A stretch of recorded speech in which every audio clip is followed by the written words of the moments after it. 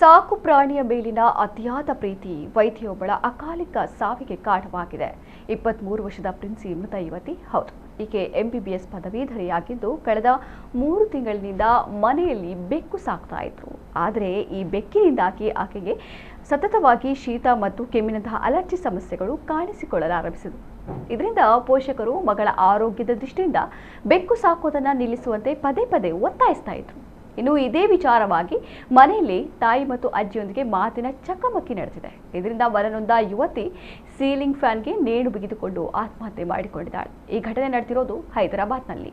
ಪೋಷಕರು ಕೆಲಸ ಮುಗಿಸಿ ಮನೆಗೆ ಬಂದಾಗ ಘಟನೆ ಬೆಳಕಿಗೆ ಬಂದಿದ್ದು ತಕ್ಷಣ ಆಕೆಯನ್ನ ಆಸ್ಪತ್ರೆಗೆ ಸಾಗಿಸಿದರೂ ಚಿಕಿತ್ಸೆ ಫಲಕಾರಿಯಾಗದೆ ಆಕೆ ಮೃತಪಟ್ಟಿದ್ದಾಳೆ. ಇನ್ನು ಈಕೆಯ ತಾಯಿ ನೀಡಿದ ದೂರಿನ ಮೇರೆಗೆ ಪೊಲೀಸರು ಅನುಮಾನಾಸ್ಪದ ಸಾವು ಎಂದು ಪ್ರಕರಣ ದಾಖಲಿಸಿಕೊಂಡಿದ್ದಾರೆ.